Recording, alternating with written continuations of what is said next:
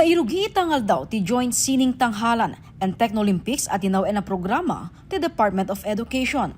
Tampok ditoy ti Festival of Talents, amang ibida dagiti learners, dagiti nagduduma a learning areas. Iti babaan ti Technolympics, ti pasalip ket adaan pa kay naigan, ti Technical Vocational Livelihood wenno TVL, ken Technology and Livelihood Education wenno TLE. Idinto may naigmet ti music, arts, physical education can help ti sining ng tanghalan. A showcase iti talents kan skills to bing tayo based iti na adal damot laang iti MAPE kan TVL.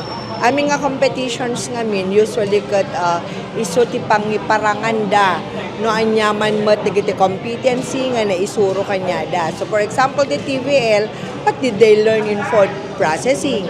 What did they learn on basic encoding to computer and all the other activities? So with MAPE.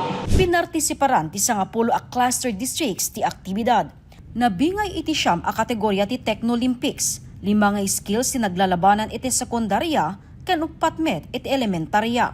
Upatmet a kategorya iti babaen ti sining tanghalan. Ti grade 10 learner ani Jeric Manipod Pilar National High School balon na ti hilig na nga agbake iti panakipartisipar na ti kompetisyon. Grade 6 na ma'am, mahilig na talagang bibigyan.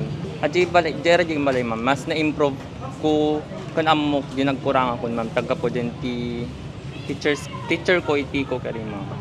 Nalalaka ka din execution that since sa dami experience mo? Yes ma'am.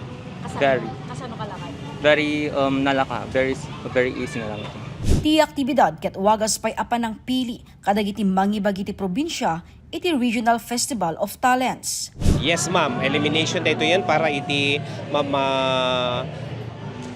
maangay itong regional kan national festival of talents. At pao ti kompetisyon agingga inton bigat.